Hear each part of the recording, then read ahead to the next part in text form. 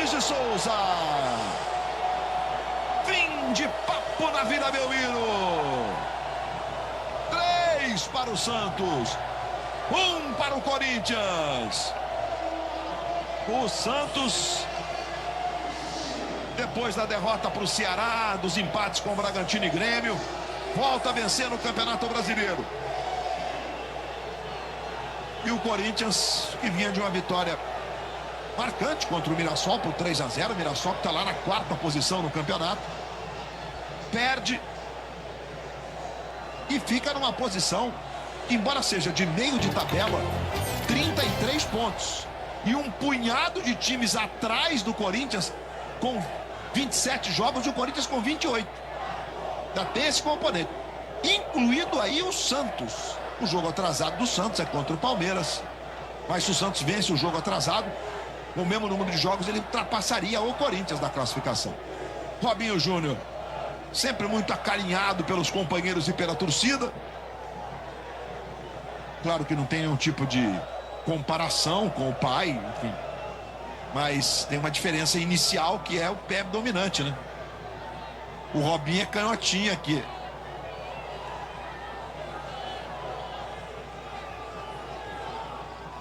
A gente tá vendo aí o carinho dos jogadores, inclusive do Corinthians, com camisa 7 do Santos.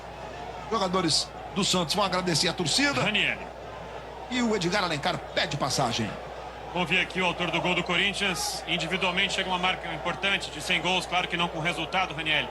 Maicon falou na saída do intervalo que precisava de mais atitude. O que você acha que o Corinthians demorou para competir também nesse clássico? Acho que sim. A marca fica em segundo plano. Acho que o importante é falar da partida. O que a gente fez hoje, pelo menos no primeiro tempo, foi inaceitável. Visto os últimos jogos que a gente fez, 3 jogos que a gente competiu muito, se entregou bastante. Esse jogo a gente entrou desligado, a começar por mim, time inteiro, óbvio.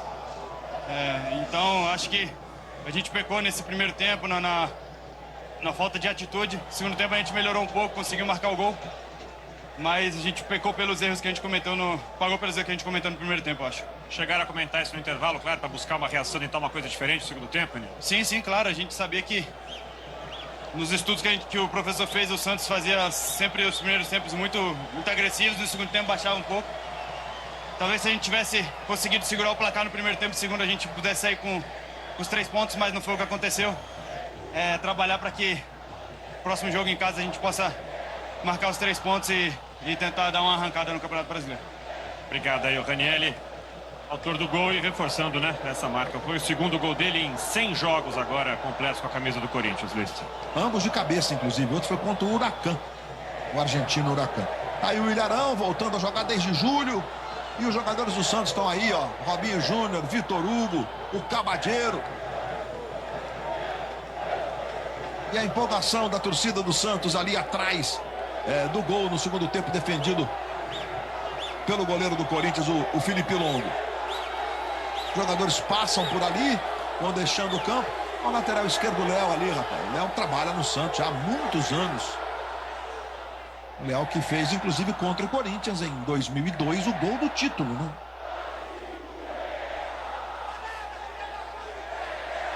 Torcida do Santos segue cantando, jogadores retribuem. É a galera santista desfrutando de uma vitória maiúscula num grande clássico do futebol brasileiro, 3-1 sobre o Corinthians. A torcida canta que segunda-feira é guerra, Luiz. Santos e Vitória. Confronto quase que direto ali para fugir do Z4. 16º e 17º colocados, Murilo. É um jogo muito importante mesmo. Vitória que antes tem o clássico contra o Bahia amanhã, fechando a rodada.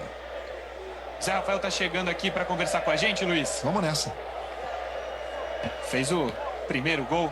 Zé, queria que você falasse desse gol que você fez e se você considera que o primeiro tempo do Santos foi um primeiro tempo perfeito. Foi um jogo perfeito para o Santos conseguir fugir aí das últimas colocações do Brasileirão.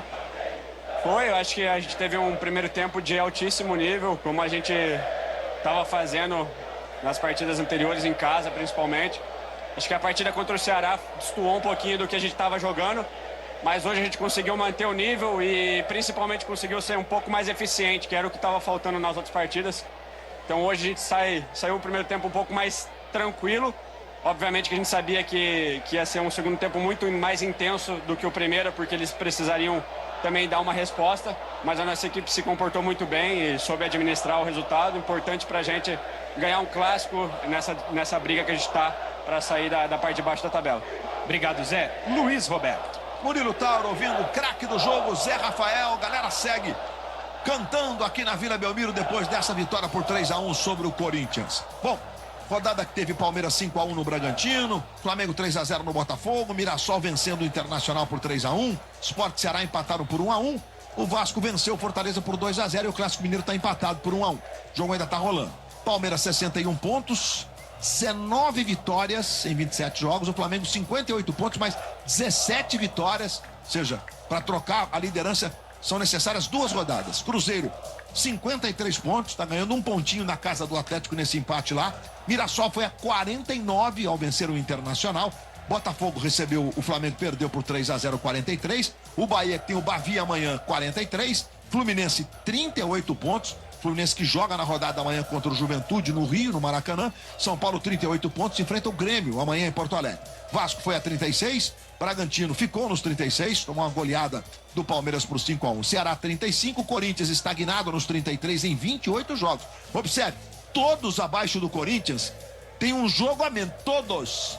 Grêmio, Atlético, Internacional, Santos, que tem 31, aí Vitória que ainda joga, Fortaleza 24, Juventude que ainda joga e Sport com 17. Tá chegando aí a dupla Lucas Gutierrez e Paulo Nunes, com os 23 gols marcados na rodada 28 do Campeonato Brasileiro. Vem aí o Segue o Jogo, futebol na Globo, aqui é emoção.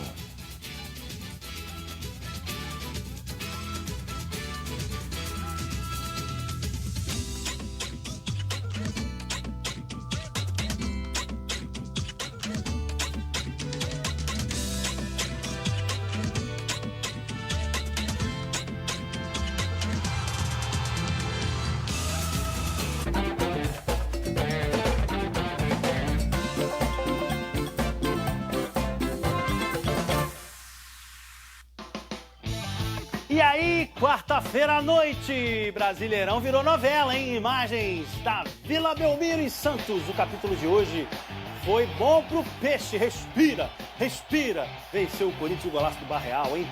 Em Minas, roteiro polêmico, teve confusão, Galo e Cruzeiro nem acabou ainda, mas a gente vai trazer tudo pra vocês aqui no Segue o Jogo. Teve confusão também no final de Fortaleza e Vasco. E mais, os galãs da rodada. Pedro e Vitor Roque, Flamengo e Palmeiras seguem atrás de um final feliz. E nos comentários do Segue o Jogo, mais uma vez, ele, uma das 4 pessoas da TV Globo que sabem quem matou Odete Reutemann, Paulo Nunes!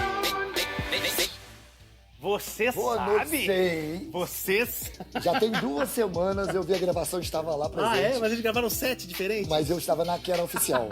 Mas não posso contar, porque senão o RH chama. Você tá muito bem relacionado. Você acha que eu conto? Até o final eu conto. Eu vou ter que Olha isso lembrar. aí, é um clube seleto, hein, Paulo Nunes? E eu gostei do final. Aliás, eu gostei da novela. Sexta-feira, hein? Sexta-feira, o final de Vale Tudo. E agora, Vila Belmiro, Santos vencendo o Corinthians num clássico. Que antes da bola rolar, gente, olha que imagenzinha. O Neymar tava com a Mavi em campo. A Mavi tomou uma boladinha. Foi fora.